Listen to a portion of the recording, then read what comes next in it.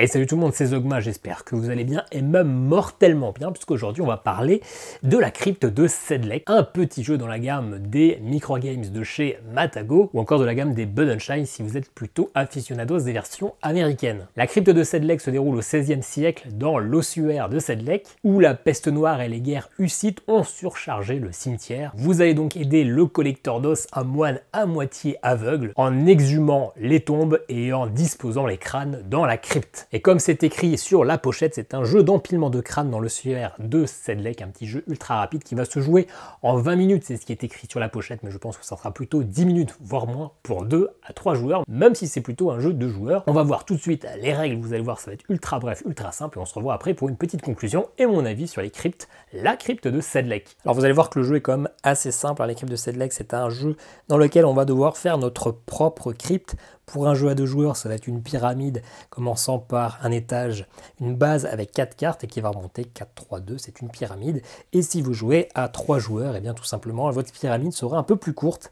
Elle commencera par une base de 3 et finira par un étage de une seule carte. Clairement, c'est un jeu qui est plutôt pensé pour du 2 joueurs plus que du 3 joueurs, mais c'est jouable quand même en l'état à 3 joueurs. Comme tous ces jeux qui sont des microgames, c'était un jeu qui est composé de 18 cartes différentes, avec à chaque fois 2 squelettes par carte. On a des criminels, on a des rois, on a des prêtres, on a des romantiques et puis on a des paysans. On verra après comment ça va scorer. Mais comment récupérons-nous ces squelettes? Et bien, les 18 cartes sont réparties en 6 paquets de 3 cartes différentes. On commence avec 0 carte en main et puis on va retourner aléatoirement une des cartes d'un des paquets histoire de commencer la partie. Et bien à chaque tour, chaque joueur aura le droit entre 3 actions différentes. La première qui est creuser. Alors quand on creuse, et bien forcément on ne sait pas sur quoi on va tomber. Donc on va retourner la première carte de 2 paquets. Et on va prendre une des deux qui nous intéresse. Par exemple, par ici, je vais prendre le criminel avec le roi. S'il n'y a aucun paquet avec des cartes cachées, c'est une action qu'on ne peut pas faire, on ne peut pas creuser. L'autre action possible à notre tour, ça va être d'exhumer un corps. Et bien pour exhumer un corps, on va prendre la carte d'un des paquets avec une carte face visible. Donc soit ici, soit ici. Donc pareil, on exhume, on récupère la carte et on la met dans notre main. La dernière action possible, ça va être de disposer. Ça va être de prendre une des cartes qu'on a dans notre main pour la répartir dans notre crypte. À savoir que si au début d'un tour, on a déjà 2 cartes en main, eh bien on est obligé de disposer puisqu'on ne pourra jamais dépasser ce nombre de 2 cartes en main. Et donc, comment on répartit nos cartes? C'est très simple, c'est une pyramide. Donc, on commence n'importe où, mais forcément à la base. Et forcément, pour que notre pyramide, notre crypte soit solide, on ne peut pas mettre la deuxième carte là, on est obligé de la mettre adjacente à une première. Hop. Mais par contre, on n'est pas obligé de finir la première ligne pour passer à la ligne suivante. Je vous l'ai dit, la première ligne de notre pyramide à 4 joueurs, ça sera 4 cartes. Mais là, si je le veux, alors j'imagine que c'est des cartes que j'ai en main, je peux poser la 4e ici, mais je peux aussi commencer l'étage supérieur en la mettant par exemple ici. Bien sûr, je ne peux pas faire le dernier étage en mettant ici, parce que ces squelettes-là se casseraient la gueule. Il faut d'abord que je finisse cet étage-là pour mettre cette carte au dernier étage. Et puis, ainsi de suite.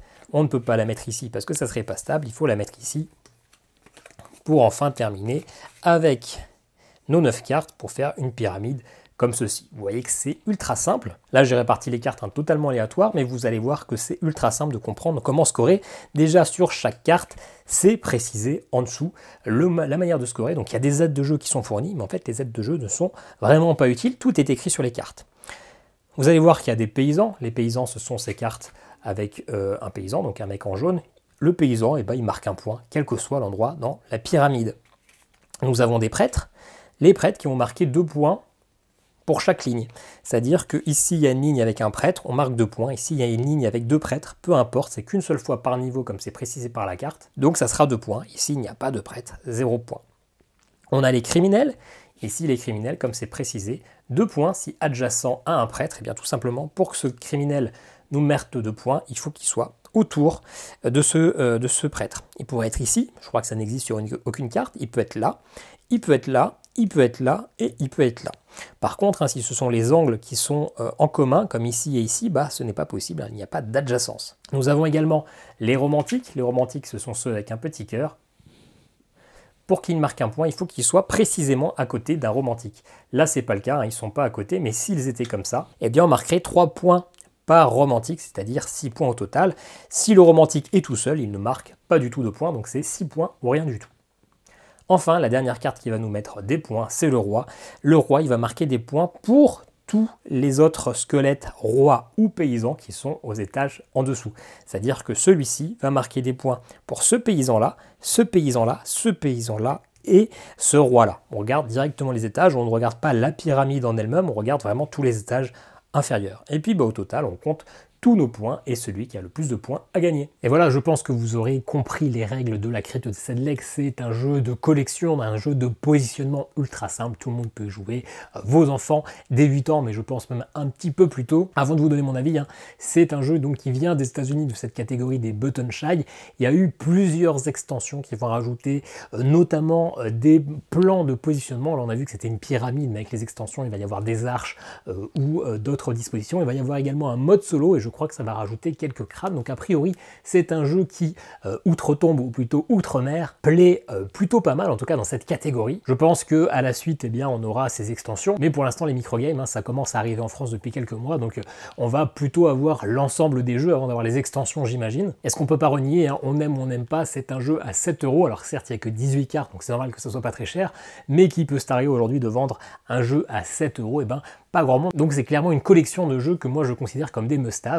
Je les achète tous, alors forcément il y a le côté un petit peu collectionneur compulsif, mais clairement je suis globalement fan des jeux qui sont proposés. Mais celui-ci pour le coup un peu moins, je l'ai pas mal vu dans le top des ventes, je l'ai pas mal vu dans des tops de joueurs différents. Moi je trouve que finalement il y a zéro profondeur. Ça va être un jeu où finalement il va y avoir assez peu d'enjeux parce que la partie est tellement courte que de toute façon on a à peine posé 3 cartes qu'on est déjà à la moitié, allez j'exagère un peu, au tiers de la partie. On peut prendre un peu n'importe quelle carte au hasard parce qu'elle va toujours nous permettre de marquer des points. C'est assez rare de retrouver sur une carte qui sera totalement morte. Alors certes, le but c'est de marquer plus de points que l'adversaire, mais finalement je trouve ça un petit peu plat. On n'a pas le temps de pousser la réflexion et finalement toutes les cartes sont vraiment positives. Donc moi c'est un jeu que je trouve vraiment décevant, c'est un jeu que je ne ressortirai pas vraiment, mais il faut rendre à César ce qui est à César, c'est que je pense que je ne suis pas le profil du joueur pour ce jeu de cartes. À la base, cette catégorie de jeux, c'est vraiment des jeux de transport. C'est un petit portefeuille, on le met dans la poche, on va y jouer dans le bus, on va y jouer dans la salle d'attente du dentiste s'il nous offre une petite table, on va y jouer au bar en attendant notre verre ou au restaurant en attendant notre plat de moule, je ne sais pas. Et moi, clairement, ce n'est pas le cas. Moi, j'y joue à la maison avec ma compagne quand on a 1 heure devant nous. Alors forcément, si j'ai 1 heure devant moi, je préfère faire 1 ou 2 parties de Cascadia que 10 parties des cryptes de Sedlec.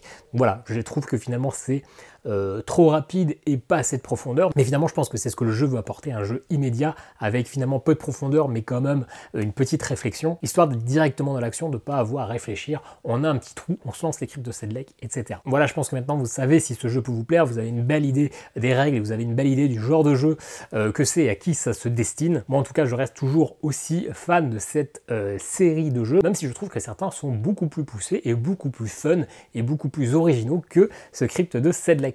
Voilà, on se dit à très bientôt pour une nouvelle vidéo. Amusez-vous bien, ciao ciao.